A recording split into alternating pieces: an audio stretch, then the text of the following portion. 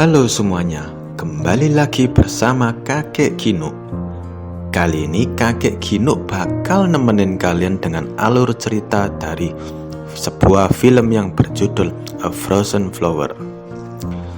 Film ini adalah film Korea yang dirilis pada tahun 2008 yang bertemakan kerajaan dengan banyak intrik politik, cinta, pengkhianatan, serta desahan dari Song Ji Hyo yang berani bermain vulgar dalam film ini.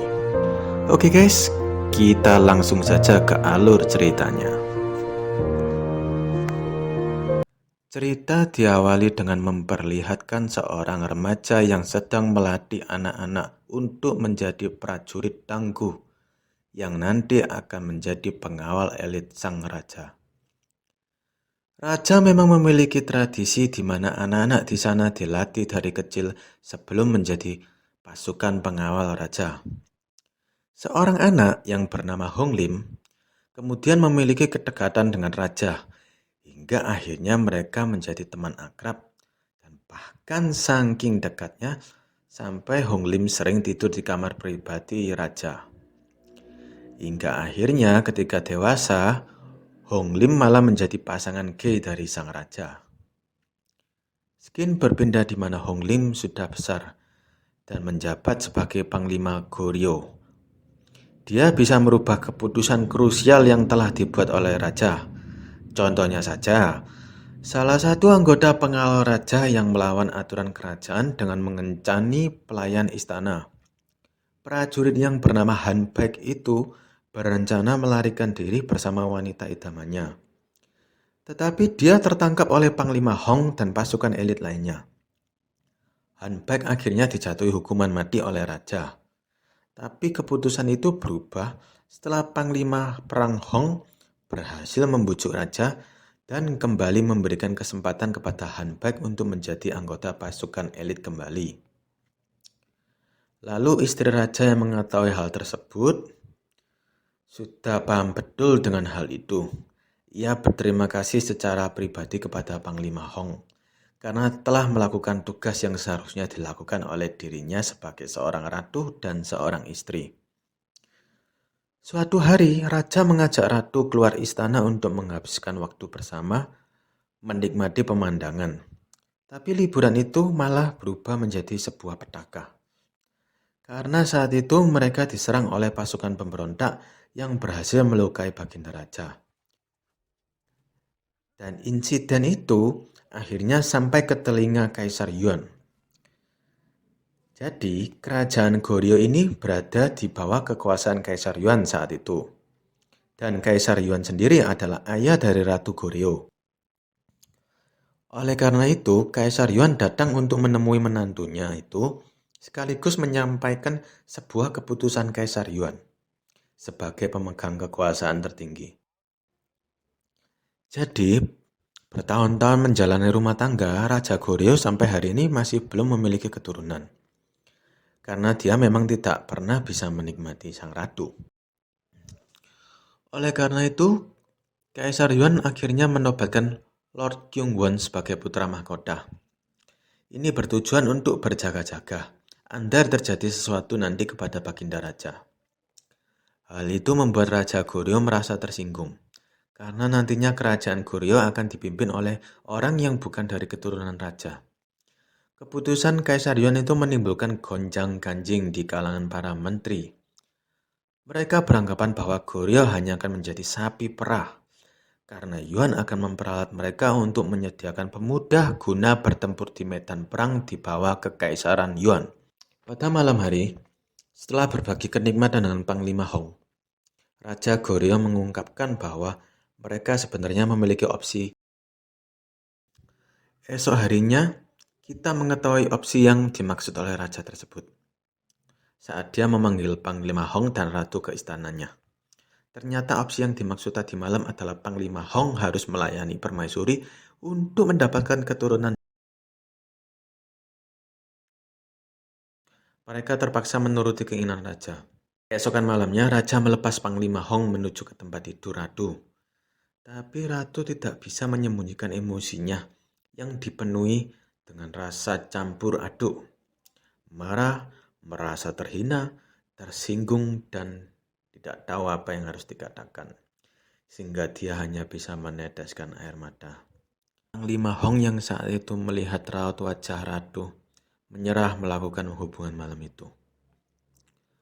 Esok harinya, Raja kembali menemui mereka dan menanyakan bagaimana misi menyelamatkan kerajaan semalam. Karena mereka tidak berhasil, Raja meminta mereka untuk memaksakan diri sekalipun itu dengan rasa terpaksa. Di malam selanjutnya, Panglima Hong bersama Permaisuri berusaha memaksakan diri. Lihat Permaisuri hanya tidur mematung dan membiarkan Panglima Hong. Akhirnya misi menyelamatkan kerajaan itu tuntas untuk pertama kalinya, yang ditandai dengan desahan sang permaisuri. Merasakan kenikmatan untuk pertama kalinya membuat Ratu senang. Ratu pun mulai rileks di malam berikutnya. Terlihat dari permaisuri benar-benar bergairah dibanding malam sebelumnya.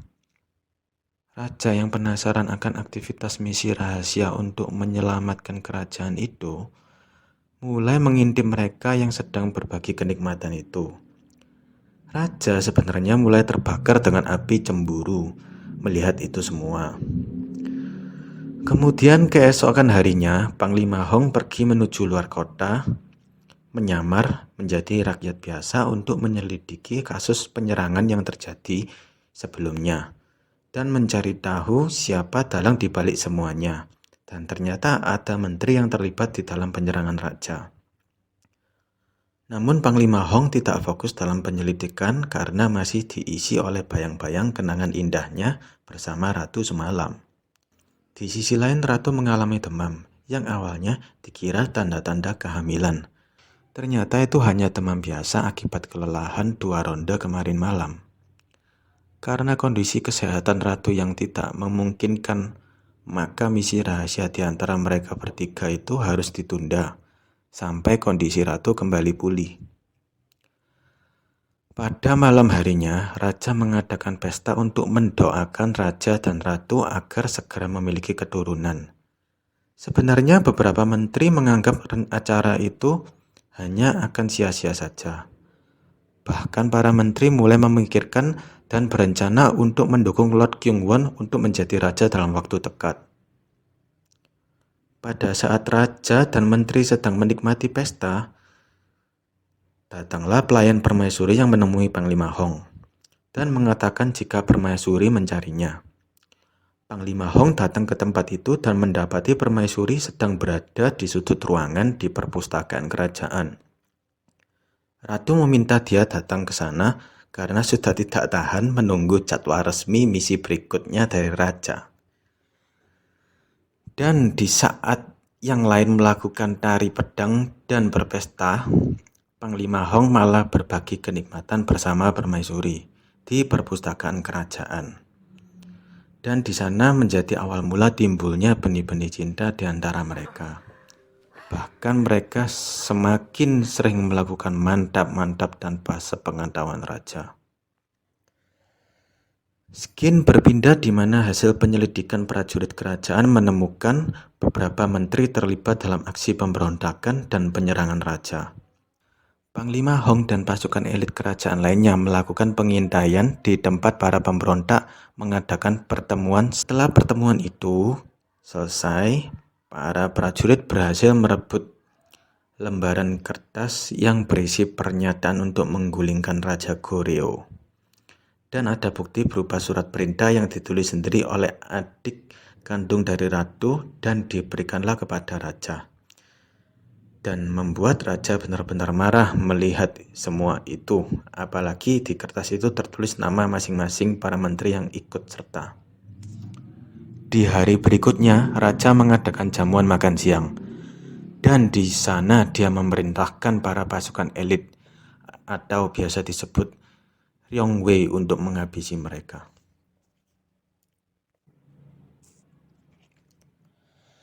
Setelah itu, Raja memberikan perintah kepada Panglima Hong untuk membunuh Lord Tai'an, yaitu adik kandung Ratu yang memimpin pemberontakan tersebut. Ratu yang tahu berita itu sangat terkejut, tapi rupanya Panglima Hong tidak melakukan perintah raja dengan sesuai. Karena cintanya kepada Kanjeng Ratu, dia melepaskan Lord Tai'an dan keluarga.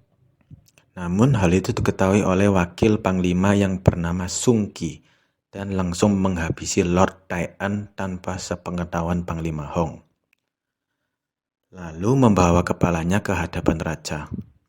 Raja merasa telah dikhianati dan mencium pengkhianatan antara Panglima Hong dan Ratu, yang sebenarnya karena raja yang mulai bermain api.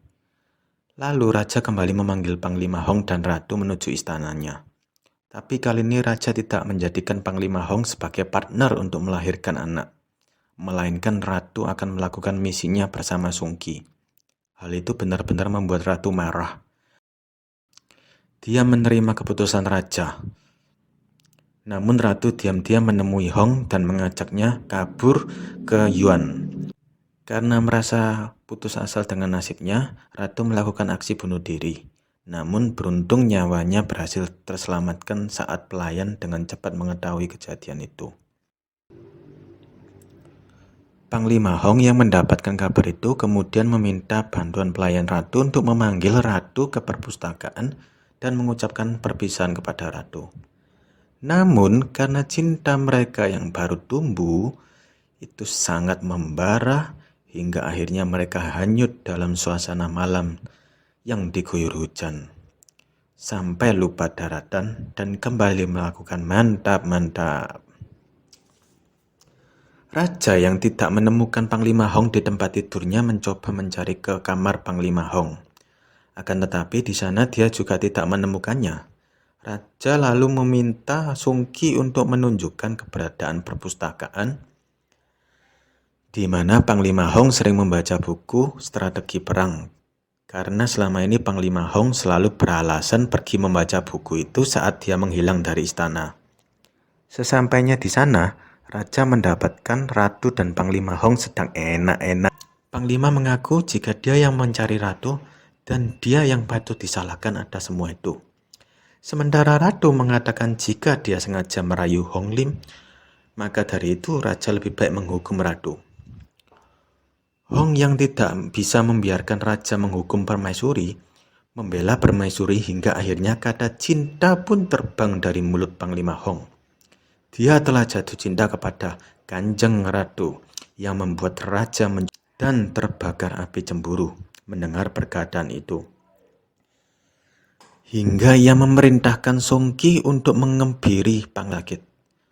Dan Panglima Hong dijebloskan ke dalam penjara. Tapi rupanya sakit Permaisuri itu menjadi masalah baru bagi dia dan Hong. Karena Kanjeng Ratu akhirnya mengandung pewaris tahta kerajaan Goryeo. Karena raja memang menginginkan anak itu, dia memerintahkan Sung Qi untuk mengeksekusi semua orang yang mengetahui perzinahan Permaisuri itu. Ratu yang sudah memprediksi hal tersebut memerintahkan pelayannya untuk menemui Han Baek dan memberikan surat kepada Panglima Hong yang mengatakan jika mereka akan bertemu di sebuah kuil di perbatasan. Han Baek adalah orang yang diselamatkan oleh Hong Lim di awal cerita, guys. Han Baek yang menerima perintah itu langsung bergegas menuju penjara dan dengan mudah berhasil melumpuhkan penjaga di sana. Dia membawa Panglima menuju kuil seperti yang diperintahkan oleh Permaisuri. Tetapi ternyata Permaisuri tidak datang ke sana. Karena itu setelah kondisi Panglima Hong fit kembali, dia memutuskan untuk kembali ke istana dan menjemput Permaisuri. Tapi sampainya di gerbang istana, dia mendapati jika raja telah mengeksekusi orang-orang yang telah membantunya melarikan diri, termasuk Kanjeng Ratu Goryeo.